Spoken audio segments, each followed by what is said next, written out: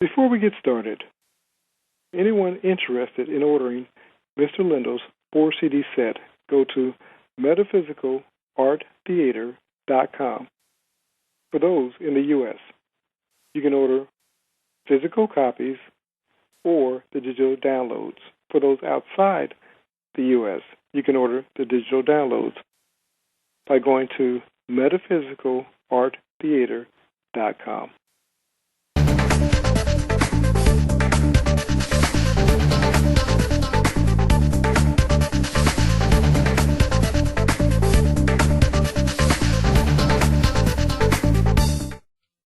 How you doing, sir? Very well, thank you. How are you doing? I'm doing great. Today we want to talk about the problems of suffering. You know, a lot of people seem to be dealing with different things and so forth. What's the primary cause of our external suffering? Actually, thinking makes it so. What are you thinking about? As you think, you are, you do, you have, and that's how you feel. How are you talking to yourself? What are you suggesting to yourself? That's your problem right there. If you'll let go and let God, and that's what we're told to do, let go and let God. What could be simpler than that? Really? That's true. You know, and the problem is, as we've often said, maybe it's too simple, because when I look at what I'm experiencing or what is perceived as my suffering, I believe that there's an outward cause. Even though we know these principles, we keep going back to the outward cause. What are your thoughts? Yeah, that's it. That's exactly it. That's what you're doing. You see, they themselves are makers of themselves. Remember that and repeat it to yourself often. They themselves are makers of themselves. As you think, you are, you be. That's the story for everybody. So it's what you're paying attention to, what you're focused on, because what your attention has your life. It's as simple as that, isn't it? It is. You know, I think the challenge is when we look at the outward world and we look at what is perceived as mass suffering, we say, well, that can't just be me. What are your thoughts? No, it is. No, actually, it is just you. As you think you are. That's a simple statement, but it has meaning that is your whole life. Because as you think you are, you do, you have, you be, and if you'll just focus right there, just what are you thinking about? Because what you're thinking about is what you're going to be experiencing. Maybe not today, maybe not tomorrow, but eventually you're making a mindset when you feel down and out or suffering, and you follow that mindset automatically. So you have to make a new mindset, and making a new mindset is just thinking differently. As you think you are. That's a very clear statement in Scripture. So what are you thinking about? That's all you have to do is just check to see what you're actually entertaining yourself with as thought. Is it lovely and of good report, which is what we're told to do? Think only on things that are lovely and of good report. I know if you're suffering, that's hard to do. But it's just a matter of paying attention to what you're allowing yourself to entertain as thought. Wouldn't you say? I would. You know, and I like that you said that if we're suffering, then we have to be mindful of what it is that we're giving our attention to, because two people can actually see the same event, and one can see suffering and pain, and one can see something that's given birth to something positive. Is that correct, or am I off point? No, that's correct. Look, actually, you have to remember the statement that I just made before. As you think you are. So if you want different, you have to start thinking different. In other words, can you not pull up a good idea to think upon? And actually, remember this also. God says, I'm with you always. In other words, I suffer with you, but you behold me not. He gave you to choose. So if you're choosing unwisely, then you suffer, and God suffers with you. And that's what he told you. You behold me not, but I am suffering with you. So he's looking to help you if you're looking to help you, and those are the two who agree, right?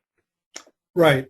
You know, and I noticed that when we have, let's say, tornadoes, as you and I have talked about, and hurricanes and natural disasters, what I discovered is that instead of people looking at their own pain, they begin looking at how they can serve others. Yes. And that's good because, look, you can change your mind. If you can't change your mind, then you're in trouble, right? Yes, I agree. I agree. So if you can change your mind, just change your mind. You know, people like to dwell on things ostensibly. Better than the best you know is right with you also. Yes, the pain is there, but also is the relief of pain is also there too. Which one are you focused on? That's an easy question to ask yourself, isn't it?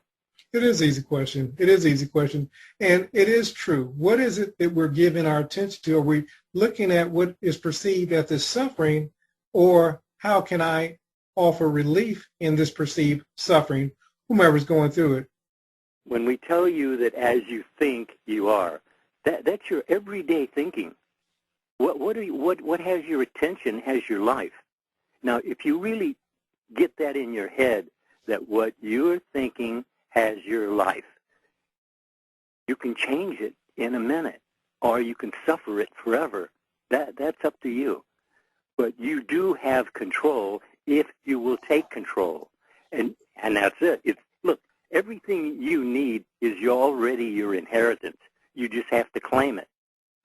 And that's the big part about people's problems is that they're not claiming the good, they're playing with the bad. And that happens to be very, very simply that as you think, you are, isn't it? It is. You know, and I think a lot of times people think that it's important for them to be aware. So, of course, what they do is watch news programs, they watch the media, they look at the most negative events going on in society, and they let their minds be bombarded with that information. And, of course, so in their mind's eye, the only thing that they see is the suffering. But what you and I both know is that let's say that we got suffering in 30% of the world. There's still 70% of the world where good is taking place. What are your thoughts? Actually, good is taking place everywhere. It's only the individual who's turned away from it and let other individuals turn you away from it. You're thinking feelingly all the time. Just ask yourself about what? Is it worthy of your attention? If it's not, then drop it because it's going to cause you problems. Look, you're either setting yourself up or you're setting yourself free with every conversation you make. And that's the reason you're told that if you'll order your conversations right, then you would be shown salvation. And salvation is exactly what everyone is looking for because that's desired change. You have the ability to cause desired change. It's in you to cause desired change. And that's all you have to do is just focus on something different. Change your mind. Go for a walk. Go for a run. Do something different if you're having a problem with what you're thinking about. And I'll tell you, look how easy it is for you to get distracted and lose what you were saying, right? I agree. I agree. And that's all it is. It's that simple. If you're focused on something that's negative, turn around. Look, God told you, you turn to me, I'll turn to you. If God turns to you, what would be your problem? And he is there. It's just that you have not noticed him. You have not taken notice of him. And you can, if you will, do so. Contemplation, meditation allows you to communicate with God. And he tells you, speak to me. Talk to me. What are you doing when you're, well, that is, if you are contemplating and meditating. Actually, you are meditating all the time, really. You're just not aware of what you're meditating about generally because you're lost in thought. And that being lost in thought can be anything from uncomfortable to disastrous because it's still creative. You see, you were told to choose this day. And if you're thinking about things that are negative and not what you want, that's creative also. So you're making up your own monsters, and if you don't want to see them, don't sit and think about them, right? I agree. You know, and I like that you said, you know, you're meditating all the time. You're giving your thought, your attention to something all the time. And so we need to be mindful. You know, let's say, you know, the individual that inquires about suffering. What I'm not telling you to do is not to ignore the plights of others if you can help. But giving your attention to that day in and day out, you know, that's not going to benefit you, nor is it going to change their plight. You know, James said, I believe it was James that said, you know, if you see your brother in need and you have the wherewithal to help your brother in need, then help him. But if not, you know, setting your attention on that continuously is not going to be beneficial. What are your thoughts? For neither one of them. It's not going to be beneficial for neither one of them. You see, as you think about somebody else, that's you dictating to yourself. You may not know that, but if you're paying attention to a negative, you're inviting it in.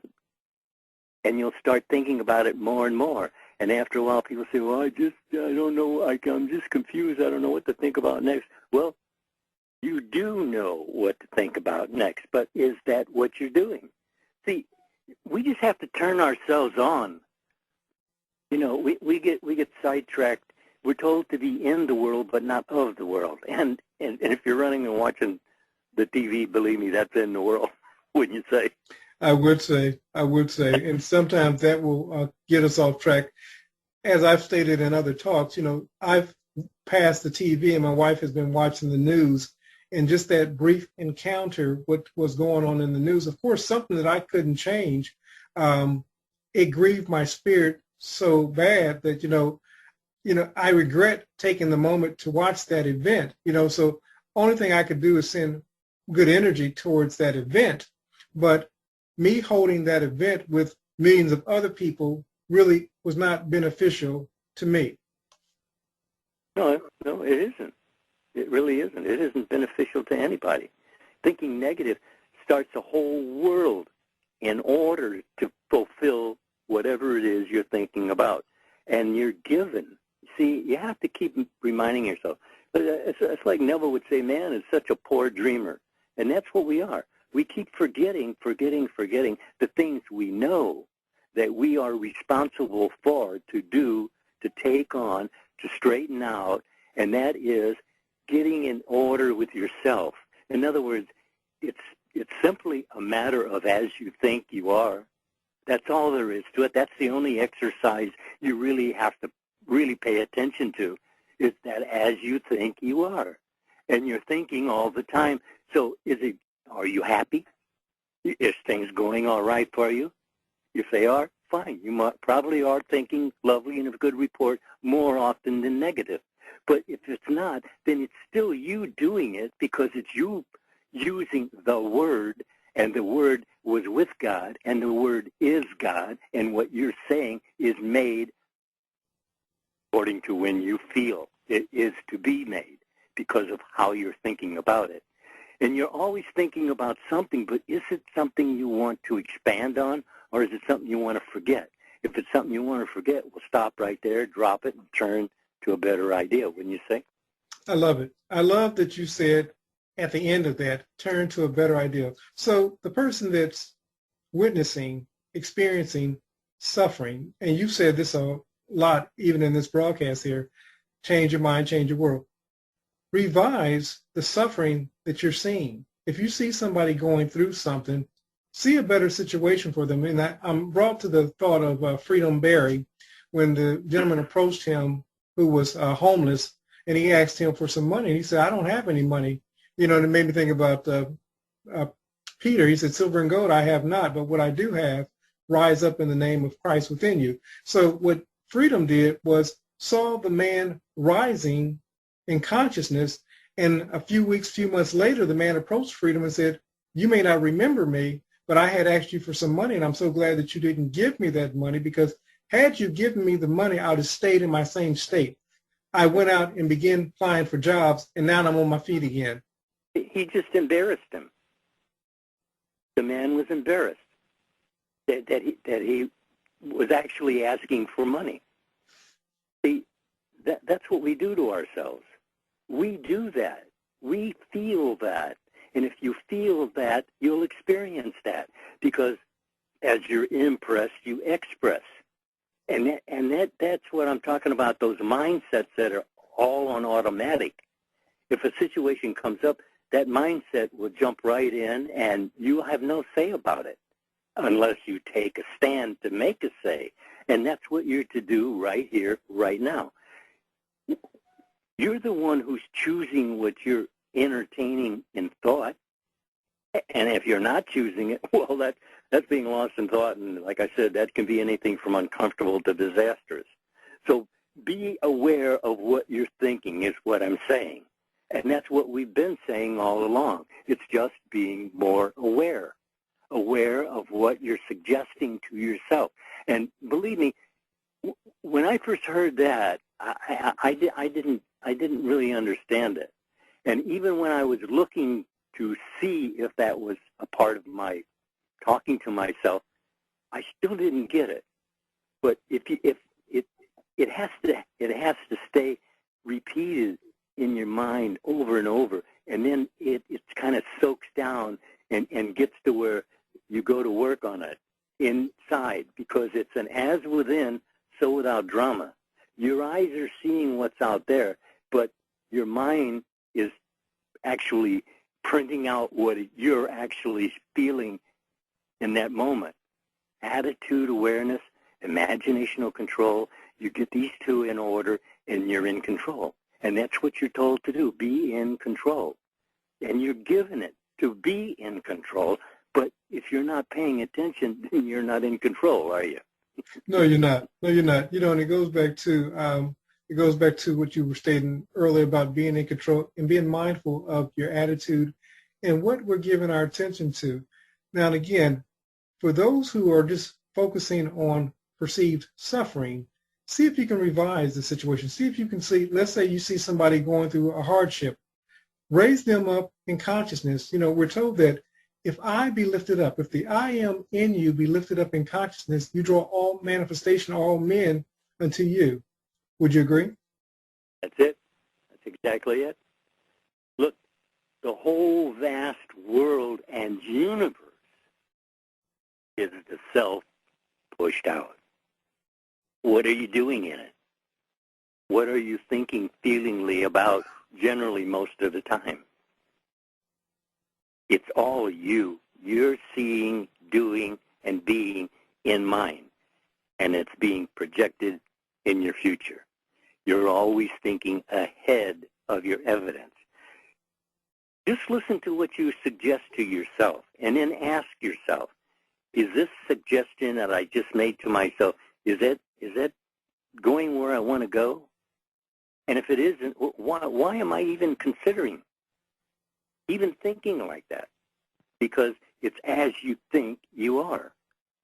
So you're in charge, even if you're out of control. You're still in charge. You're still creating. God gave you, choose this day, and you're doing so, whether you're aware you're doing so or not. And like I said, all DeCarlo and I are trying to do is just get you to be more aware of what you're talking to yourself about, suggesting to yourself about, because that's what you're going to be experiencing. Like I said, you're contemplating what you're hearing. And if you contemplate it, even for a few minutes, you can easily become impressed with that idea. And whatever you're impressed with, you will eventually express it. And that means everyday experiencing is taking place now. Not then, it's taking place now. It only acts out what you're making a play out of right then and there. Look, you're told choose this day, and it's always this day. I mean, it's always this day. It's not a tomorrow. It's not a yesterday. It's always today. So right now, this day, you're making your future. Do you think you're going to like it?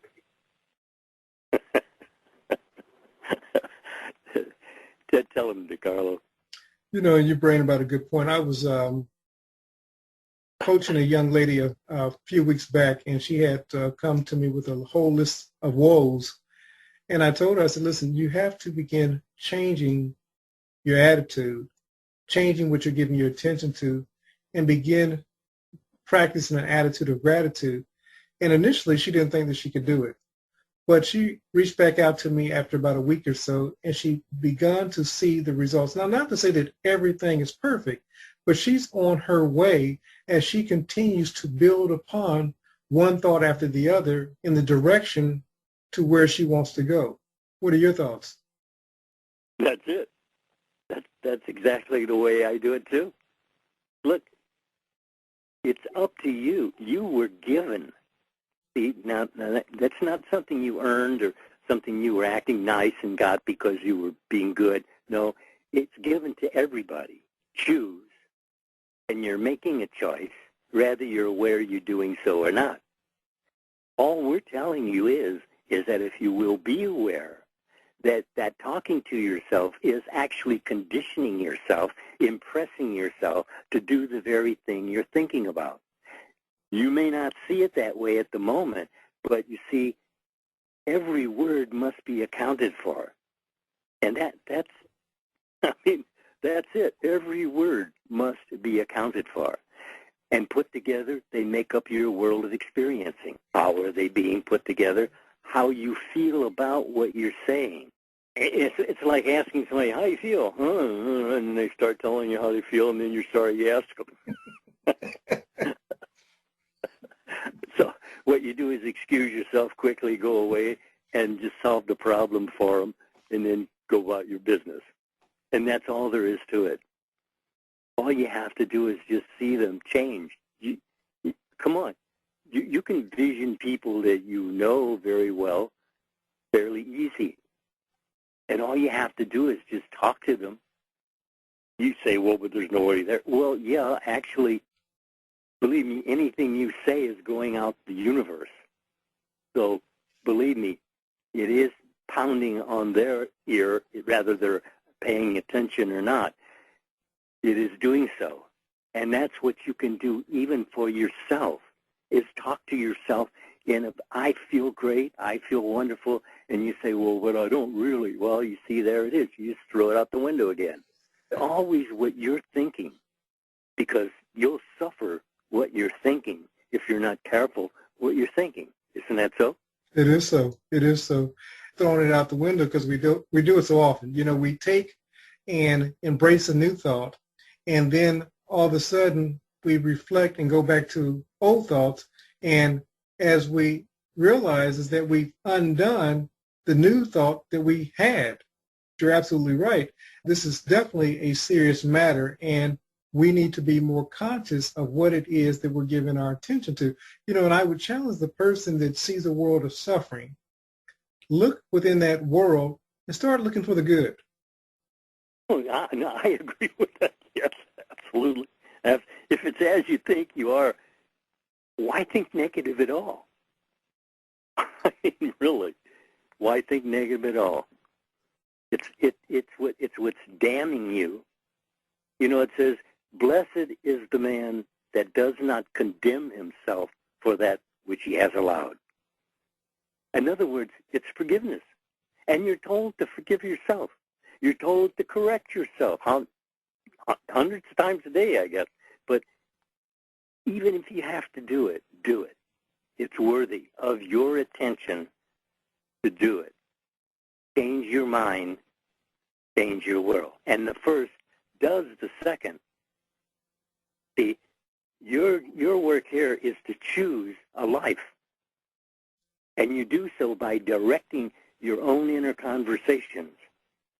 It has nothing to do with what's going on the outside, because, as I said, I call that secondhand land, because it's only after the fact So if you're looking out there for help, then you're looking in the wrong place and you're judging by appearances, which we're told not to do, not to judge by appearances, because then you just keep repeating the appearances.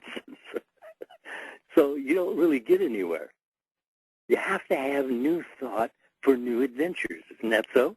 It is so. It is so. And I like that you said, if you keep thinking about and focusing on the without, the only thing that you can reproduce is what you've been focusing on the without. And it's so important for us to begin seeing in our mind's eye, seeking in our hearts, those things that we desire to manifest. What are your thoughts? Well, that's it. You're in charge. You're in control. You're given dominion. Do you know what that means? Do you know what that, does the people you're talking to, do they know what dominion means? I believe that they do, but you know what? I think that sometimes we miss it, and we've been given to choose this day, but I think that they think it's so much more. Well, you see, the whole problem is that they're not paying attention even to what they're listening to that they want to hear. Because 5 minutes out the door, get in the car, gone. I was the one giving the lectures, and I couldn't remember something when I was talking there. But as soon as I got out there and as soon as the door slammed, I had the answer. You see, you're setting yourself up to set yourself in a problem or set yourself free. What are your thoughts leading you to? Setting yourself up or setting yourself free? It's that simple, isn't it? It is that simple. And again, as we often say, because it is so simple, we tend to want to complicate it. But if you keep it simple, as you often say, perhaps you'll do it. Yeah, that's it. That's it. Keep it simple, stupid boy. That hit me right where I lived. I'd hear the best of ideas, and of course, you start examining, and as soon as you start examining, boy, you can just think of all kinds of problems with it. But you see, it's your attitudes. It's all about, and as a matter of fact, that's what religion has been telling us, is that everything is according to your outlook on life, your attitude. And you're putting them in operation all the time. They go right along with the thinking and feeling that you're doing, and they also remember thinking and feeling that has not come into fruition yet. But it will. You see, there's going to come a point when you're going to have to really deal with your own talk, your own self-talk. You're talking to yourself morning, noon, and night. What are you saying? What is the mood? What is the effect? Because you're going to be experiencing it. And if you want to know first person, that's what we're talking about doing, knowing first person, because you in advance build your world with the joy that you're looking for. And I hope you are looking for it. I hope you do have a dream. I hope you do have a goal, a mission, because otherwise you're not really living, would you say?